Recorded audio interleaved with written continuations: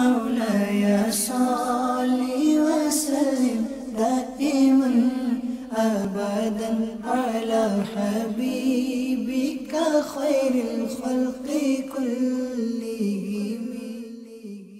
الحمد لله رب العالمين والصلاة والسلام على سيد المرسلين أما بعد فأعوذ بالله من الشيطان الرجيم. بسم الله الرحمن الرحيم. الصلاة والسلام عليك يا رسول الله وعلى آلك وأصحابك يا حبيب الله. الصلاة والسلام عليك يا نبي الله وعلى آلك وأصحابك يا نور الله. میٹھے میٹھے اسلامی بھائیوں اور مدنی چینل کے ناظرین، مدنی چینل کے سلسلے فیضان قصیدہ بردہ شریف میں حاضر ہیں. میرے شیخ طریقت امیر اہل سنت بانی دعوت اسلامی حضرت علامہ الحاج ابو بلال مولانا محمد الیاس عطار قادری رضوی دامت برکاتہم العالیہ درود و سلام کی فضیلت نقل فرماتے ہیں. سید المبلغین رحمت للعالمین صلی اللہ تعالی علیہ وآلہ وسلم کا فرمان دل نشین ہے، تم جہاں بھی ہو مجھ پر درود پڑھو کہ تمہارا درود مجھ تک پہنچتا ہے. صلو علی الحبیب صلی اللہ تعالی علی محمد صلی اللہ تعالی علیہ وآلہ وسلم. میٹھے بیٹے اور پیارے اسلامی بھائیوں اور مدنی چینل کے ناظرین، انشاءاللہ عز و جل فیضان قصیدہ بردہ شریف کے آج کے سلسلے میں قصیدہ بردہ شریف کے شعر نمبر 54، 55 اور 56 کے حوالے سے کچھ مدنی پھول آپ کی خدمت میں ذکر کیے جائیں گے. صاحب قصیدہ سیدنا امام بصیری رحمۃ اللہ علیہ قصیدہ بردہ کے شعر نمبر 54 میں تحریر فرماتے ہیں: اکرم بخلق نبی زانہ خلق بالحسن مشتمل بالبشر متسم. کہ ہمارے آقا صلی اللہ تعالی علیہ وسلم کی جسمانی ساخت اللہ تبارک و تعالی نے کس قدر دل آویز بنائی، تو ظاہری حسن عطا فرمانے کے ساتھ ساتھ خوش اخلاقی کے ساتھ آپ صلی اللہ علیہ وسلم کو کیسی زینت دی کہ چہرہ زیبا سے آثار مسرت و بشاشت ظاہر ہیں. تو ہمارے آقا صلی اللہ تعالی علیہ وآلہ وسلم کے حسن کے بارے میں سیدتنا ام معبد رضی اللہ تعالی عنہا فرماتی ہیں کہ حضور اکرم صلی اللہ علیہ وآلہ وسلم دور سے اجمل الناس نظر آتے اور قریب سے احلا و احسن الناس نظر آتے. تو دور سے دیکھا جائے اجمل الناس ہیں اور قریب سے دیکھا جائے تو احلا شہد سے بھی میٹھے اور احسن الناس ہیں، لوگوں میں سب سے بڑھ کر حسین ہیں. حضرت سیدنا علی المرتضی کرم اللہ تعالی وجہہ الکریم فرماتے ہیں کہ بس آخر توصیف یہ کی جا سکتی ہے کہ پہلی ملاقات میں ہر کس و ناکس پر حضور اکرم صلی اللہ تعالی علیہ وسلم کی ہیبت طاری ہوتی اور کچھ دیر کلام کر کے یہی کہتا نظر آتا: لم ارا قبل ولا بعد مثلہ صلی اللہ تعالی علیہ وسلم، کہ مجھے آج سے پہلے اور قیامت تک حضور کا مثل ملنا محال ہے. کروں تیرے نام پہ جاں فدا، نہ بس ایک جاں دو جہاں فدا، دو جہاں سے بھی نہیں جی بھرا، کروں کیا کروڑوں جہاں نہیں. تیرا قد تو نادر دہر ہے، کوئی مثل ہو تو مثال دے. نہیں گل کے پودوں میں ڈالیاں کہ چمن میں سروے چماں نہیں. نہیں جس کے رنگ کا دوسرا نہ تو ہے کوئی نہ کبھی ہوا. کہو اس کو گل کہے کیا، بنے کہ گلوں کا ڈھیر کہاں نہیں. حضرت سیدنا عبداللہ بن حارث رضی اللہ تعالی عنہ فرماتے ہیں ما رأیت احدا اکثر تبسما من رسول اللہ صلی اللہ تعالی علیہ وسلم، کہ میں نے کسی کو حضور اکرم صلی اللہ تعالی علیہ وسلم سے زیادہ خندہ پیشانی والا نہیں دیکھا. سب سے زیادہ حضور کو تبسم کرنے والا دیکھا تو سب سے بڑھ کر حضور تبسم فرماتے تھے، اور یہ تبسم اور خندہ پیشانی ایسی تھی کہ دیکھنے والے کا غم دور ہو جاتا. جس کی تسکین سے روتے ہوئے ہنس پڑے اس تبسم کی عادت پہ لاکھوں سلام.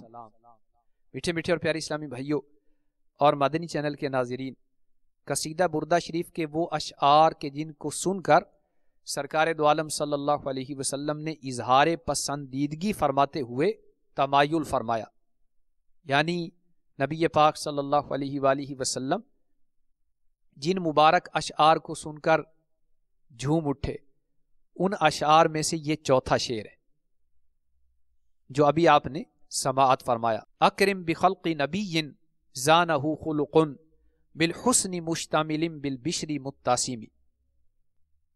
اس سے اگلے شعر میں صاحب قصیدہ فرماتے ہیں کالزہری فی طرف والبدر فی شرف والبحر فی کرم والدہر فی ہمام،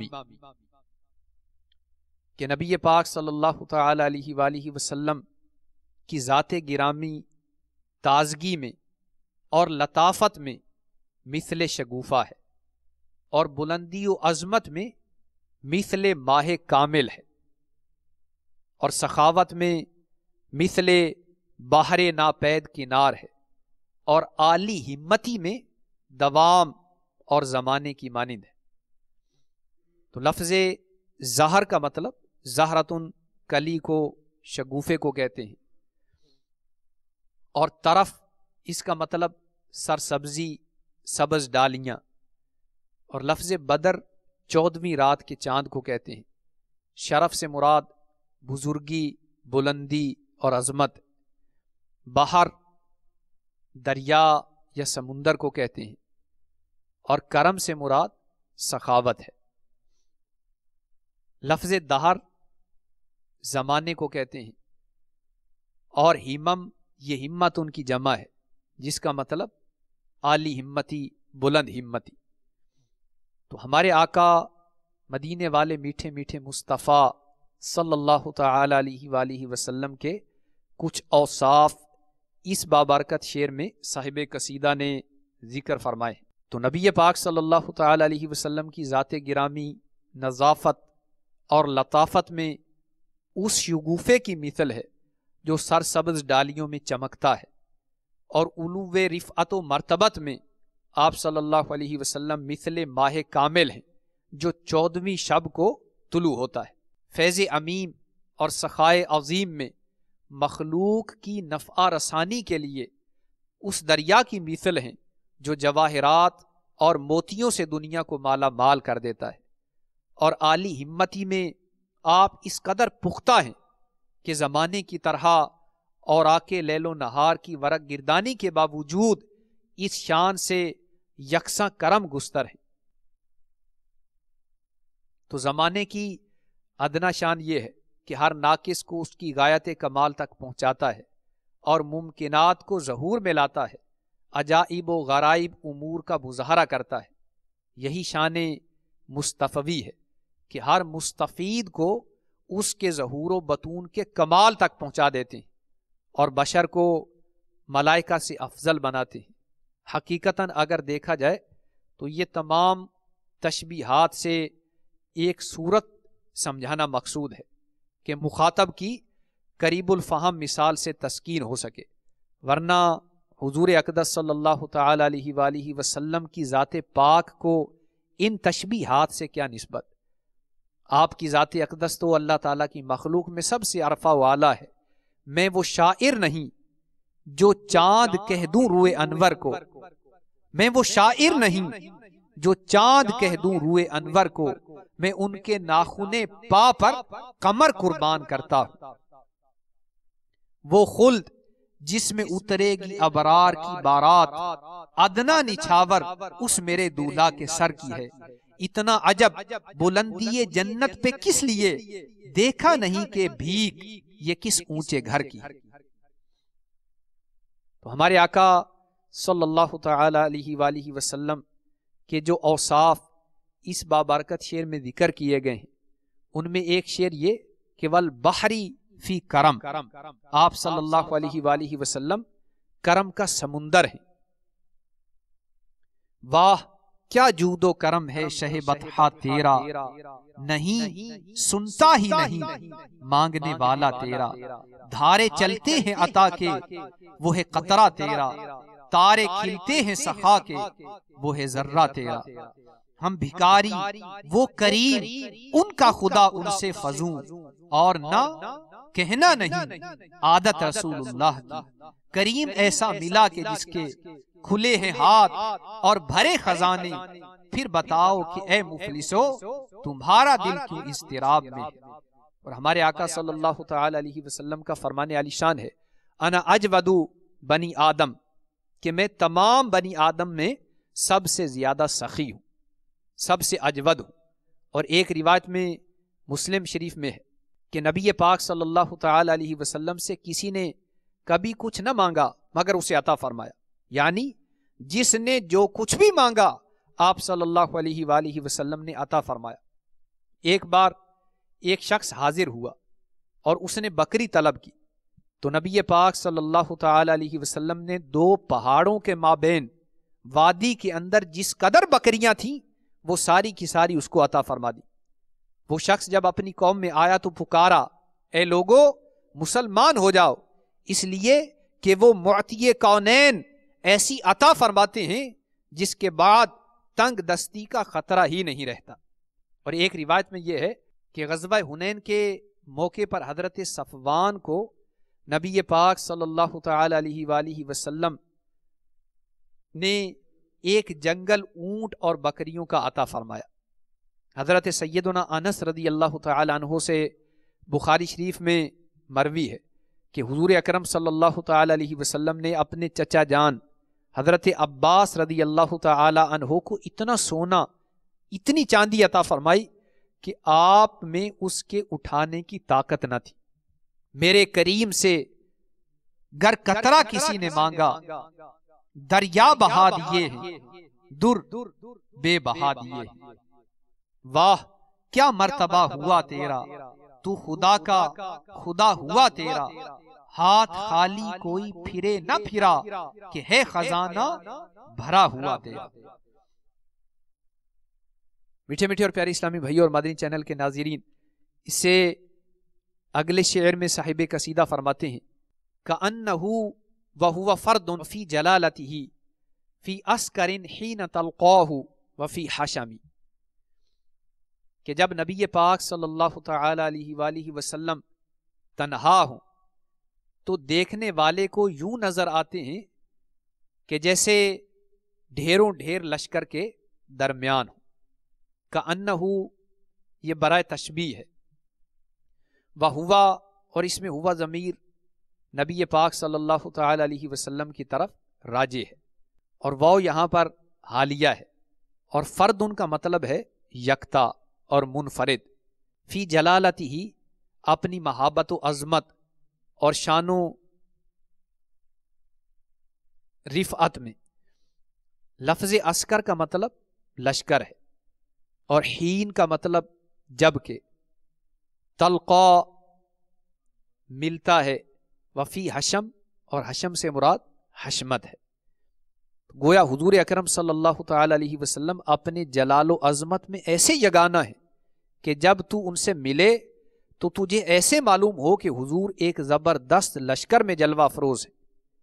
اس امر کے ظاہر کرنے کی یوں ضرورت تھی کہ ابتدائی اشعار میں حضور اکرم صلی اللہ تعالی علیہ وسلم کی خندہ پیشانی، خوش خلوقی کا اس قدر مظاہرہ فرمایا جا چکا کہ سننے والا یہ شبہ کر سکتا تھا کہ حضور اکرم صلی اللہ علیہ وسلم کا رعب حضور کے خلوق عظیم کی وجہ سے کسی پر نہیں تھا۔ اس لیے اس بیت میں بتایا گیا، اس شعر میں ذکر کیا گیا کہ جہاں خلوق عظیم اور خندہ پیشانی کی شان نبی پاک صلی اللہ تعالی علیہ وآلہ وسلم میں تھی، وہیں رعب داب یہ بھی نبی پاک صلی اللہ علیہ وآلہ وسلم میں تھا۔ اللہ اللہ شاہ کونین جلالت تیری، فرش کیا عرش پہ جاری ہے حکومت تیری۔ چنانچہ اس شعر کے ضمن میں شرح کے اندر ذکر کیا گیا ہے کہ ابو جہل کے پاس ایک یتیم تھا اور اس کا تمام مال ابو جہل کے قبضے میں تھا۔ یہ یتیم جب اپنا مال لینے ابو جہل کے پاس آیا تو ابو جہل نے اسے دھکے دے کر نکال دیا اور کچھ نہیں دیا۔ وہ یتیم مایوس ہو کر جب لوٹا تو اکابر قریش نے اس سے کہا قل بمحمد لک یشفع، کہ حضور اکرم صلی اللہ علیہ وسلم سے عرض کر وہ اگر سفارش کریں گے تو تیرا کام بن جائے گا۔ تو ان کفار قریش نے یہ بات استہزاءً کہی تھی، ورنہ وہ جانتے تھے کہ ابو جہل جو حضور کا جانی دشمن ہے وہ سفارش کیا مانے گا،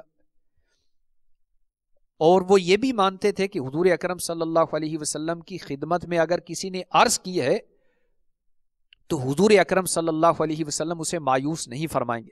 میرے آقا امام اہل سنت فرماتے ہیں کہ مانگ من مانتی منہ مانگی مرادیں لے گا، مانگ من مانتی منہ مانگی مرادیں لے گا، نہ یہاں نہ ہے نہ منگتا سے یہ کہنا کیا ہے۔ تو اس بارگاہ میں نہ بھی نہیں اور منگتے سے یہ نہیں کہا جاتا کہ کیا ہے، کدھر آئے ہو، کیا لینا ہے، بلکہ یہاں تو حال یہ ہے کہ ہم بھکاری، وہ کریم، ان کا خدا ان سے فزوں، اور نہ کہنا نہیں عادت رسول اللہ۔ تو غرض جب اس یتیم نے کفار قریش کے کہنے پر نبی پاک صلی اللہ علیہ وسلم کی بارگاہ میں حاضری دی تو نبی پاک صلی اللہ تعالی علیہ وسلم فی الفور اس یتیم کے ساتھ ابو جہل کے پاس تشریف لے گئے۔ ابو جہل نے حضور کو تشریف لاتے دیکھ کر تعظیم کی اور سر و قد کھڑا ہو گیا۔ حضور اکرم صلی اللہ تعالی علیہ وسلم نے اس یتیم بچے کی سفارش کی تو ابو جہل نے سارے کا سارا اس یتیم بچے کا مال دے دیا۔ تو قریش نے ابو جہل کو شرمایا اور کہا کہ کیا تو صابی ہو گیا، کیا تو نے مذہب بدل لیا؟ تو ابو جہل کہنے لگا لا واللہ میں صابی نہیں ہوا، کہ خدا کی قسم میں نے مذہب نہیں بدلا، لیکن میں نے حضور اکرم صلی اللہ علیہ وسلم کے دائیں بائیں برچھی بردار دیکھیں تو مجھے اس امر کا خوف ہوا کہ اگر میں تعمیل نہیں کروں گا تو یہ برچھیوں سے مجھے مار دیں گے۔ دوسری ایک روایت میں ہے کہ مکہ معظمہ میں ایک پہلوان رکانہ نامی کافر تھا جو فن پہلوانی میں ماہر تھا، اور دور دور سے لوگ اس کے پاس کشتیاں سیکھنے آتے، بڑے بڑے جوڑ باندھتے اور یہ غالب آتا۔ ایک روز حضور اکرم صلی اللہ تعالی علیہ وسلم مکے کی ایک گھاٹی سے تشریف لے جا رہے تھے کہ رکانہ نظر آیا تو حضور اکرم صلی اللہ تعالی علیہ وسلم نے ارشاد فرمایا یا رکانہ، اے رکانہ، کیا تو اللہ سے ڈر کر وہ دعوت قبول نہیں کرتا جس کی طرف میں تجھے بلاتا ہوں؟ تو رکانہ نے عرض کی کہ حضور آپ کی نبوت پر کوئی شاہد ہے؟ تو حضور اکرم صلی اللہ تعالی علیہ وسلم نے فرمایا اگر میں تجھے پچھاڑ دوں تو کیا تو ایمان لا سکتا ہے؟ چونکہ رکانہ کو اپنی قوت پر ناز تھا، فوراً کہنے لگا کہ اگر آپ مجھے پچھاڑ دیں تو بے شک میں مان لوں گا۔ تو حضور اکرم صلی اللہ تعالی علیہ وسلم نے اسے تیار کیا اور پاس تشریف لے جا کر اسے ایک ہی پکڑ میں چت کر دیا۔ رکانہ متعجب ہوا اور حضور اکرم صلی اللہ تعالی علیہ وسلم سے دوبارہ کشتی کے لیے عرض کی۔ حضور اکرم صلی اللہ تعالی علیہ وسلم نے دوبارہ بھی اس کو گرا دیا۔ پھر اس نے 112 عرض کی تو حضور اکرم صلی اللہ تعالی علیہ وسلم نے 112 بھی اسے پچھاڑ دیا۔ رکانہ سخت متعجب ہو کر رہ گیا اور یہ کہتا ہوا چل دیا ان شأنک عجب، کہ آپ کی بھی عجب شان ہے کہ کسی فن میں کسی سے کم نہیں۔ تو صاحب قصیدہ یہ فرما رہے ہیں کأنہ وہو فرد فی جلالتی فی عسکر حین تلقاہ وفی حشمی، کہ نبی پاک صلی اللہ تعالی علیہ وآلہ وسلم تنہا ہوں تو دیکھنے والے کو ایسے نظر آتا ہے کہ جیسے حضور اکرم صلی اللہ تعالی علیہ وسلم کسی بہت بڑے لشکر کے درمیان تشریف فرما ہے۔ میرے میٹھے میٹھے اور پیارے اسلامی بھائیوں اور مدنی چینل کے ناظرین، اپنے دل میں عظمت و رفعت مصطفیٰ صلی اللہ تعالی علیہ وسلم کو مزید بڑھانے، سنتوں کا جذبہ پانے، فرائض و واجبات کو بجا لانے کے لیے دعوت اسلامی کے پیارے پیارے ماہ کے مدنی ماحول سے وابستہ ہو جائیے۔ الحمدللہ عز و جل دعوت اسلامی کے مدنی ماحول کی برکت سے کفار مسلمان ہو رہے ہیں، بے نمازی بے عمل نمازی اور باعمل بن رہے ہیں، عشق رسول سے دور عشق رسول کے چھلکتے جام پی رہے ہیں۔ الحمدللہ عز و جل دعوت اسلامی کا مدنی چینل یہ ڈھیروں ڈھیر افراد کی اصلاح کا باعث بن رہا ہے، اور مدنی چینل کی برکت سے الحمدللہ عز و جل بے شمار کفار حلقہ بگوش اسلام ہو چکے ہیں۔ دعوت اسلامی کا مدنی ماحول ہمارے لیے بہت بڑی نعمت ہے۔ آئیے آپ کو مدنی چینل کی مدنی بہار عرض کروں، جس کو میرے شیخ طریقت امیر اہل سنت دامت برکاتہم العالیہ نے نیکی کی دعوت کے صفحہ 532 پر بیان فرمایا ہے۔ سردار آباد یعنی فیصل آباد کے ایک اسلامی بھائی کے بیان کا لب لباب ہے کہ دعوت اسلامی کے سنتوں بھرے مدنی ماحول سے وابستہ ہونے سے پہلے میں ایک آوارہ اور جھگڑالو نوجوان تھا۔ اخلاق اتنے گرے ہوئے تھے کہ بد نگاہی کرتے ہوئے کوئی شرم محسوس نہ ہوتی، کسی کو سلام کرنا گوارا کرتا نہ کسی کا احترام کرنا۔ الغرض راہ سنت سے دور، بہت دور گناہوں کی کیچڑ میں لت پت پڑا تھا۔ آخر کار رحمت و بھری ہوا نے میرے آنگن کا بھی رخ کر ہی لیا۔ ہوا یوں کہ خوش قسمتی سے ایک مرتبہ مجھے مدنی چینل دیکھنے کی سعادت مل گئی۔ خدا کی شان کہ مجھ گناہوں سے لتھڑے ہوئے گندے انسان کو یہ اتنا پسند آیا کہ میں روزانہ اس کے مختلف مدنی سلسلے دیکھنے لگا۔ مدنی چینل دیکھنے کی سب سے پہلی برکت یہ ظاہر ہوئی کہ الحمدللہ عز و جل میں نماز پڑھنے کے لیے مسجد جانے لگا۔ وہاں ایک دن میری ملاقات ایک عاشق رسول سنتوں کے پیکر مبلغ دعوت اسلامی سے ہوئی۔ ان سے مل کر میرے دل کو بہت سکون ملا۔ وہ اسلامی بھائی ایک دن میری دکان پر تشریف لائے اور انہوں نے مجھے نیکی کی دعوت پیش کی۔ اس نیکی کی دعوت کے طفیل میں نے زندگی میں پہلی بار دعوت اسلامی کے ہفتہ وار سنت و بھرے اجتماع میں شرکت کی۔ وہاں پر ہونے والی تلاوت، نعت شریف، سنت و بھرا بیان، ذکر اللہ کی صدائیں سن کر مجھے انتہائی لطف آیا۔ اجتماع کے آخر میں ہونے والی رکت انگیز دعا تو مجھے اتنی بھلی لگی کہ میں دعوت اسلامی کو دل دے بیٹھا۔ اب میری حالت ایسی ہو گئی کہ جہاں کہیں سبز امامے اور سفید لباس میں ملبوس عاشقان رسول نظر آتے میری آنکھیں ٹھنڈی ہو جاتی۔ پھر مدنی ماحول کی برکت سے الحمدللہ عز و جل میں نے اپنے چہرے پر سرکار مدینہ صلی اللہ تعالی علیہ وسلم کی محبت کی نشانی داڑھی شریف بھی سجا لی۔ اللہ عز و جل کی رحمت سے رمضان المبارک 1430 ہجری میں دعوت اسلامی کے تحت ہونے والے 30 دن کے اجتماعی اعتکاف میں بیٹھنے کی سعادت پائی۔ اپنے 2 بھتیجوں کو مدرسۃ المدینہ میں حفظ قرآن کے لیے داخل کروایا ہے۔ میں نے اپنی دکان پر فیضان سنت کا درس بھی شروع کر دیا ہے۔ اللہ تعالیٰ دعوت اسلامی کو دن 11ویں اور رات 12ویں ترقی عطا فرمائے، جس نے ایسا پیارا مدنی چینل کھولا کہ مجھ جیسے کی اصلاح کا سامان ہوا۔ میرے چھوٹے چھوٹے بچوں کو مدنی چینل دیکھنے کی برکت سے شاید اتنی معلومات ہیں جو مجھے اب اس عمر میں آ کر ملی۔ واہ کیا بات ہے مدنی چینل کی! مدنی چینل سنتوں کی لائے گا گھر گھر بہار، مدنی چینل سے ہمیں کیوں والہانہ ہو نہ پیار۔ مدنی چینل کی مہم ہے نفس و شیطان کے خلاف، جو بھی دیکھے گا کرے گا انشاءاللہ اعتراف۔ راہ سنت پر چلا کر سب کو جنت کی طرف لے چلے، بس ایک یہی ہے مدنی چینل کا ہدف۔ صلو علی الحبیب صلی اللہ تعالی علی محمد صلی اللہ تعالی علیہ وآلہ وسلم.